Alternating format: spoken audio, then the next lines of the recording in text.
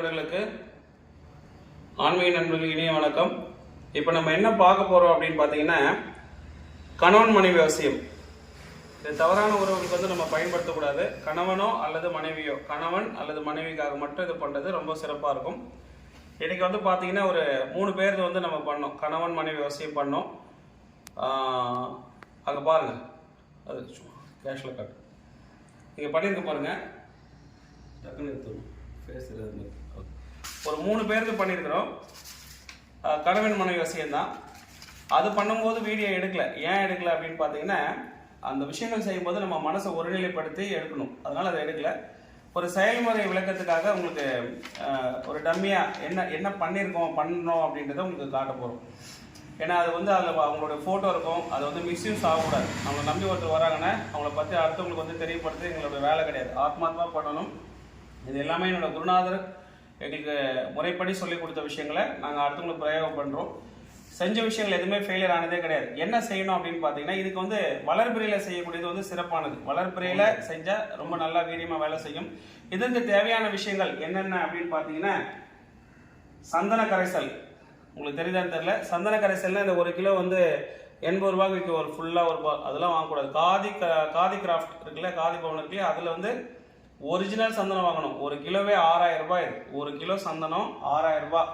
நம்மளுக்கு 1 கிலோ தேவைப்படாது, ஒரு 50 கிராம் வாங்கினா போதுமானது. ஒரிஜினல் சந்தனத்தை தான் அது வேலை செய்யும். நீங்கள் நார்மல் சந்தனத்தில் போட்டிங்கன்னா அது வேலை செய்யுது. இது வந்து என்னென்னா அருங்கோணம் வரையறதுக்காக.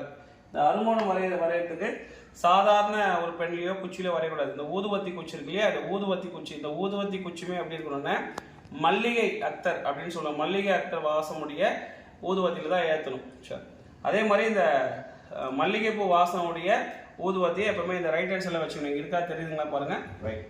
அதுக்கப்புறம் பார்த்தீங்கன்னா ஒரு A4 ஷீட், ஒரு A4 ஷீட் வந்து நம்மளுக்கு கண்டிப்பாக வேணும். அதே மாதிரி அதே அளவுள்ள ஒரு அட்டைப்பெட்டி. இந்த அட்டையை வந்து நம்ம வச்சுக்கிறோம். இந்த அட்டை மேலே இதை வச்சு நம்ம ஃபிக்ஸ் பண்ணிக்க போகிறோம். இதை ஃபிக்ஸ் பண்ணிட்டு தான் அந்த வேலையை செய்ய போகிறோம். இப்போது இது ரெண்டும் ஒட்டிகிட்டு இருக்கணும் இல்லையா. இதுக்கு தேவையான விஷயங்கள் சொல்கிறேன். ஒரிஜினல் சந்தன கரைசல், மல்லிகை வாசமுடைய ஊதுபத்தி, ஒரு வெள்ளை நிற அட்டை. வெள்ளை நிற அட்டை நம்மளுக்கு கிடைக்காது, ஏதோ ஒரு அட்டை மேலே இந்த வெள்ளை கலர் A4 ஷீட்டை வச்சு ஒட்டிக்கிறோம். அதுக்கப்புறம் எந்த நபரை வசியம் ஆக்கணுமோ, இப்போ ஒரு நபர் வராரு, அவங்களோட மனைவி வந்து சரியாக பேச மாட்டாங்க, புரிதல் இல்லாமல் சண்டை போட்டே இருக்காங்க, அவங்களுக்கு பண்ணலாம். ஒரு மனைவி வராங்க, தன் கணவர் வந்து என் மேலே எரிஞ்செறிஞ்சு விடுறாரு, புரிஞ்சிக்க மாட்டாரு அப்படின்னு அவருடைய ஃபோட்டோ வேணும்.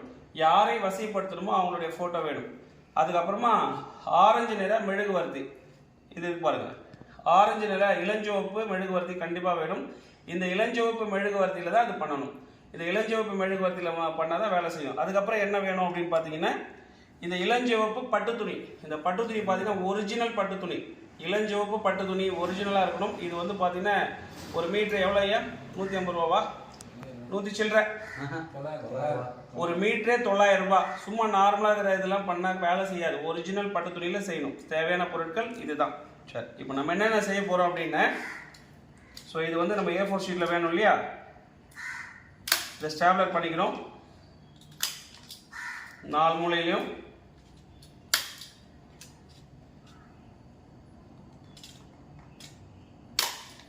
இப்போ இதை பண்ணிட்டோம், பக்காவாக பண்ணணும். இது பண்ணியாச்சு.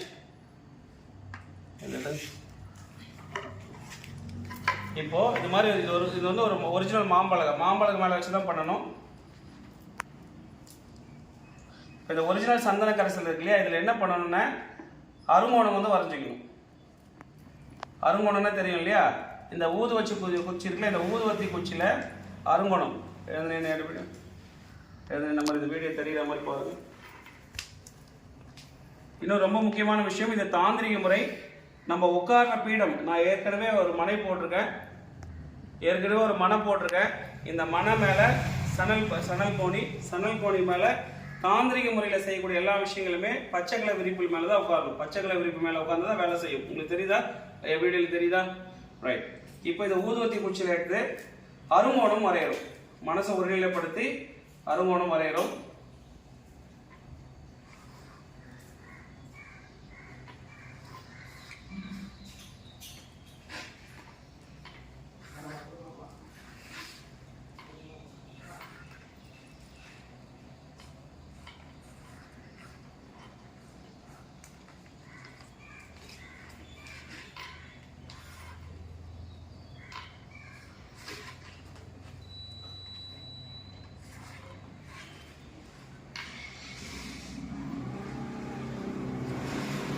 சந்தன கரைசல்ல அருங்கோணம் வரைஞ்சிட்டோம். அருங்கோணம் தெரியுதா? அருங்கோணம் தெரியுதா? கிளியரா தெரியுதா? சரி, இப்போ என்ன செய்யணும் அப்படின்னா, இப்போ ஒரு நபருடைய போட்டோ, இது ஒருத்தர் வந்து இதுக்காக கொடுத்துருக்காங்க, இந்த வேலைக்காக கொடுத்துருக்காங்க. இந்த நபருடைய போட்டோ நம்ம மேலே வைக்கல, அது திருப்பி வச்சிருக்கேன் உங்களுக்கு புரியறதுக்காக.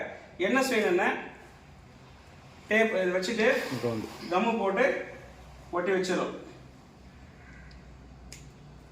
வச்சுட்டு இங்க தலைகீழ இருக்கு, அவங்களுடைய முகம் தெரியக்கூடாதுன்னு அவங்களுடைய பேரை கீழே எழுதிடும். இன்னார் எப்படி எழுதுற. ஃபார் எக்ஸாம்பிள் இப்போ என் பேர் சதீஷ், சதீஷ்னு எழுதிடும். ஒரு எக்ஸாம்பிளுக்காக எழுதுறேன். இதை எழுதி முடிச்சிட்டோம். இதுக்கப்புறமா இதை அப்படியே கீழே வச்சிடும். தரையில என்றைக்குமே வைக்கக்கூடாது. மெழுகுவர்த்தி கொஞ்சம் பெருசாக தான் இருக்கணும். உங்களுக்கு டெமோ காட்டுறதுக்காக வைக்கிறது. இளஞ்சிவப்பு மெழுகுவர்த்தி. இதை நம்ம என்ன பண்ணோம்னா எடுத்து கொளுத்திக்கிறோம். இந்த அருங்கோணம், அந்த 6 கோணங்கள் இருக்கு, அது 6லையுமே இதை வைக்கணும்.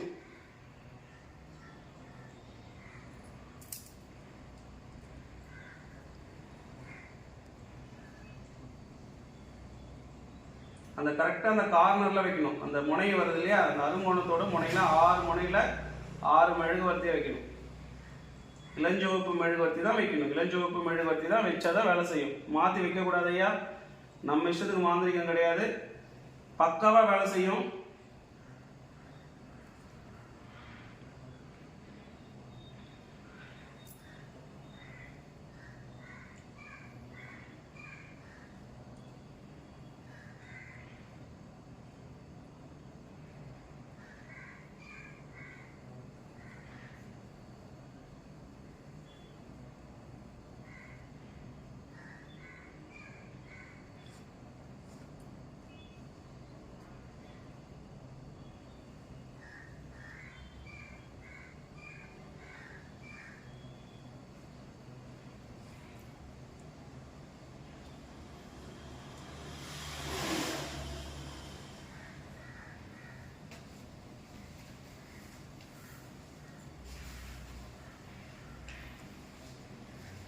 எந்த காரணத்து கொண்டும் இந்த அட்டை வந்து கிழியக்கூடாது, பார்த்து செய்யணும்.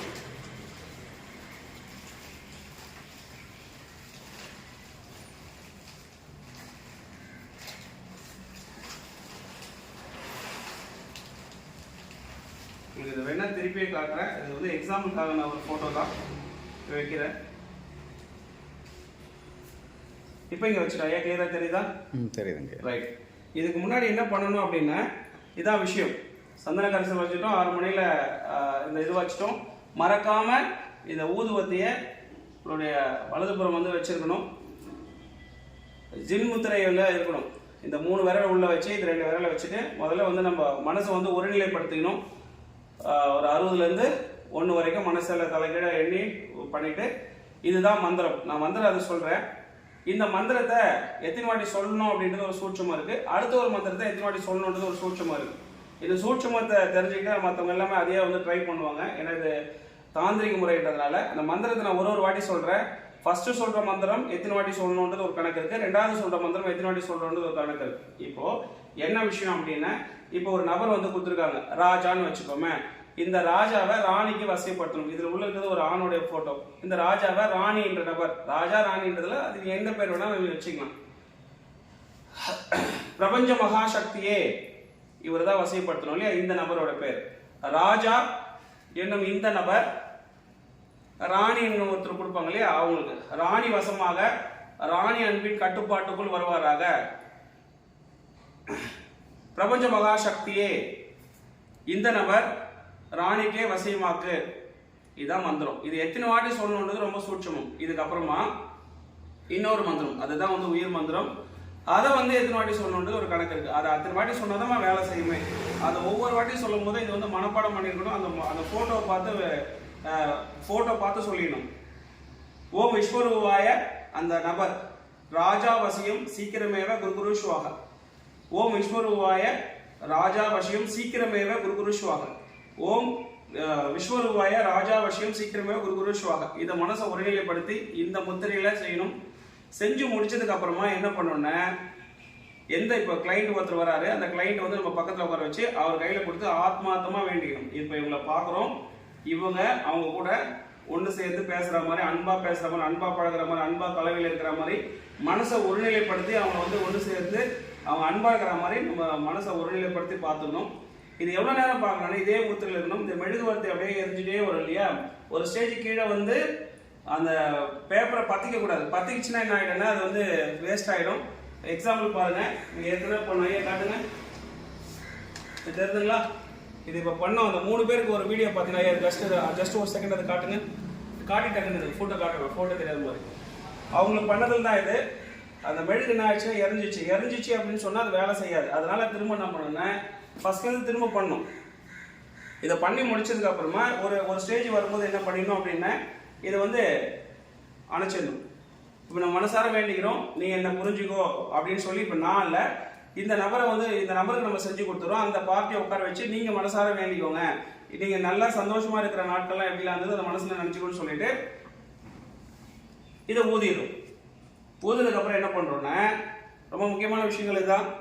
இந்த மெழுகுவர்த்தியை அப்புறப்படுத்திடுறீங்க. இந்த மெழுகுவர்த்தியை அப்புறப்படுத்தினதுக்கு அப்புறமா இந்த பட்டு துணி வாங்கணும் இல்லையா, இந்த பட்டு துணியை வாங்கி இந்த பட்டு துணியில் இதை ஃபோல்ட் பண்ணிடணும். அதுவுமே இளஞ்சிவப்பு பட்டு துணியாக தான் இருக்கணும். ரொம்ப கவனம் தேவை, நம்ம இஷ்டத்துக்கு பண்ணால் வேலை செய்யாது.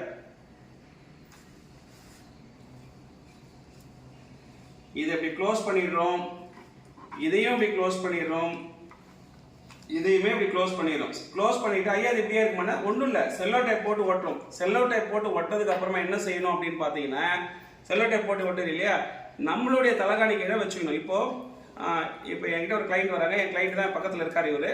இவர்கிட்ட நான் கொடுத்து அனுப்பிச்சிடுவேன். இவர் என்ன பண்ணணும்னா இது மட்டும் ஞாபகம் வச்சுக்கணும். ஃபோட்டோவோட முன்பக்கம் நம்ம சைடில் இருக்கிறது ஒரு அடையாளம் நம்ம வச்சு விட்டுணும். எப்படின்னா இந்த பெண்ணில் இந்த கீழ் நோக்கி ஆரமாக போட்டிருக்கோம். அப்போ நம்ம இப்படி தான் வச்சு படுக்கணுன்றதை இவருக்கு நம்ம ஒரு ஐடியா சொல்லிடணும். இது இங்கே தான் ஃபோட்டோ இருக்குது அப்படின்னு சொல்லிட்டு இது ஒரு தலகாணி கீழேயோ இல்லை பெட்டு கீழேயோ வச்சுட்டு படுக்கணும். கரெக்டாக 30 நாள் எந்த மந்திரம் சொல்ல வேணாம்.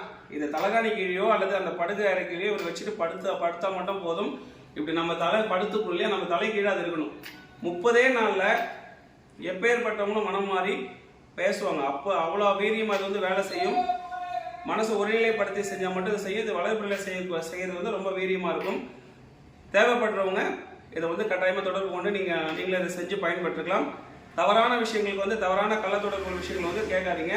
கணவன் மனைவிக்கு செய்யணும், மனைவி கணவனுக்கு செய்யணும்னா மட்டும் வந்து இதை நீங்கள் செஞ்சுக்கலாம். நன்றி, வணக்கம்.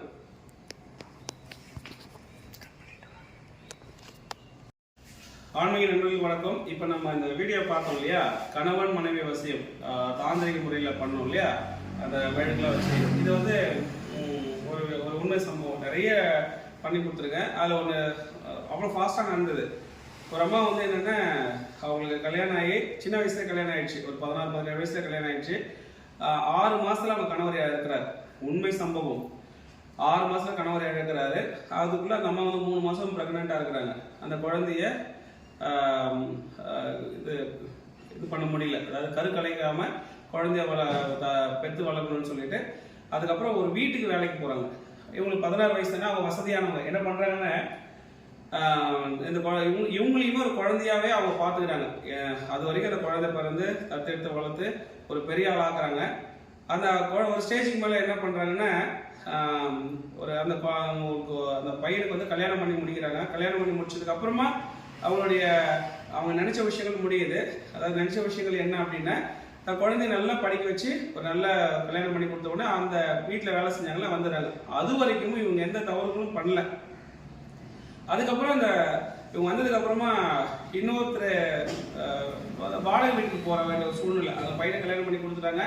அந்த வாடகை வீட்டுக்கு போகும்போது செம்ம வாடகை கொடுக்கணும் இல்லையா. அப்போ இன்னொரு வீட்டுக்கு வேலைக்கு போகும்போது அங்கே இன்னொருத்தர் பழக்கமாக வராது. ஸோ பழக்கமாகி என்ன ஆகுது அப்படின்னு பார்த்தீங்கன்னா இவங்களுக்குள்ள ஒரு அந்யோன்யம் ஏற்படக்கூடியது. அவர் வந்து நம்ம கன்வின்ஸ் பண்ணி பண்ணுறாரு. ஸோ அதுக்கப்புறமா பார்த்தீங்கன்னாக்கா 2 பேரும் பிரிஞ்சுறாங்க. பிரிஞ்சதுக்கு அப்புறமா இவங்க வந்து நம்மகிட்ட கேட்குறாங்க, ஐயா இது மாதிரி என் நம்பரை பார்த்தா பிளாக் பண்ணிடுறாரு, ஃபோனை பிளாக் பண்ணி விட்டுறாரு, நான் அவரை என்கிட்ட பேச வைக்கணும், அவர் எங்கே இருக்காருன்னு கூட எனக்கு தெரியல, அவர் என்கிட்ட நான் பேசணும் அப்படின்ற மாதிரி சொல்கிறாங்க. இதே விஷயம் தான் பண்ணேன். ஸோ என்ன நடந்திருக்குன்னா செஞ்சு இது மாதிரி 1 மாதம் அவங்க தலைகாணிக்கிற வைக்கணும்னு தான் சொன்னோம். இவங்க என்ன பண்ணியிருக்காங்கன்னா அதே மாதிரி பண்ணியிருக்கிறாங்க. 1 வாரம் கழிச்சு இவங்களோட ஃபோன் வந்து உடஞ்சிச்சு. இவங்க அந்த வீட்டில் வாடகை இருக்காங்களே அந்த ஹவுஸ் ஓனர் அம்மா ஃபோன் வந்து இவங்க வச்சிருக்கிறாங்க. அவர் என்ன பண்ணியிருக்காருன்னா அந்த ஒரு வாரம் கழிச்சே ஒரு இந்த அம்மாவுக்கு நிறைய ஃபோன் பண்ணிட்டே இருக்காரு. யாரை வசதி பண்ணுமோ அவர் பண்ணிட்டு இருக்காரு. ஆனால் ஃபோன் சுவிட்ச் ஆஃப் வந்து, ஆனால் இந்த அம்மாவுக்கு தெரியாது. ஸோ ஆனால் ஒரே ஒரு க்ளூ என்ன அப்படின்னா, இந்த அம்மா இந்த வழியாக தான் அந்த வேலைக்கு போவான்னு சொல்லிட்டு அந்த ரோடு முனையில் வந்து அவர் நிற்கிறாரு. இந்த அம்மா அது வரைக்கும் என்ன பண்ணுறாங்கன்னா, அந்த ஹவுஸ் ஓனர் அம்மாவே தற்செயலாக ஒரு அவங்களுடைய நம்பர் ஒன்று கொடுக்குறாங்க, இதை வச்சுக்கோங்க அப்படின்ட்டு. ஸோ போகும்போது நான் ஒரு வாரமாக ஃபோன் பண்ணுறேன், நீ ஏன் எடுக்கல அப்படின்னு. அப்போ தான் தெரியுது ஒரு வாரமாக ட்ரை பண்ணி, ஒரு வாரமாக என் ஃபோன் வந்து சுவிட்ச் ஆஃப்னு சொல்லியிருக்காங்க. அதுக்கப்புறம் அவர் நம்பரை வந்து இவங்க வாங்குறாங்க. வாங்கிட்டதுக்கப்புறம் பேசி இப்போ அவர் 2 பேருக்குள்ள ஒரு புரிதல் வந்து இருக்குது. ஸோ இது என்ன அப்படின்னு பார்த்தீங்கன்னா நீங்கள் கேட்கலாம், இது என்ன கள்ளத்தொடர்பா சேர்த்து வைக்கலாம். அப்படி கிடையாது.